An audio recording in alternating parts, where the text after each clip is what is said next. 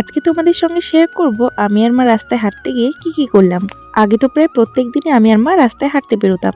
আগে প্রত্যেক দিনই নিয়ম করে সকাল বিকাল দুবেলা হাঁটতে যেতাম, কিন্তু আজকে অনেকদিন পর হাঁটতে এসে বেশ ভালোই লাগছে।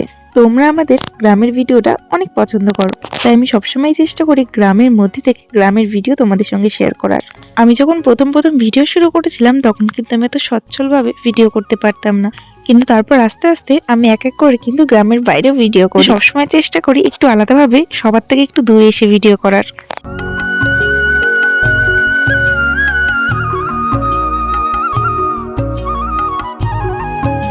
আমাদের গ্রামে সেরকম খুব একটা ভিডিও করার চল নেই। আমি প্রথম যে আমাদের গ্রামের মধ্যে একমাত্র ভিডিও করি। কথা বলতে বলতে মাঠের মধ্যে চলে এসেছি, আর এই যে পুকুরটা দেখতে পাচ্ছ, এখানে কিন্তু আমাদের গ্রামের সমস্ত ঠাকুর বিসর্জন দেওয়া হয়। চলো এবার তোমাদের সঙ্গে শেয়ার করি আমাদের সেই ফেমাস মাঠটা, যেটার ভিডিও তোমরা আমার প্রত্যেকটা ভিডিওতেই দেখে থাকো। ভিডিওটা কিন্তু আমি অনেক আগে থেকেই করে রেখেছিলাম, আর এই ভিডিওর কথা আমি এক প্রকার ভুলে গেছিলাম।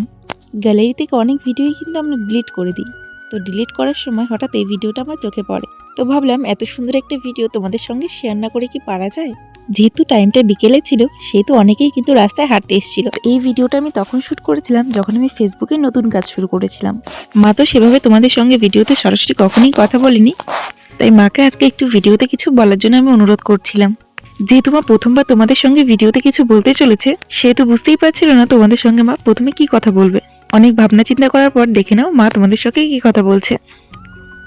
আমি একটা কথা বলি, লোকে তো বলবেই মন্দ, আমাদের কাজ আমাদের করে যেতে হবে।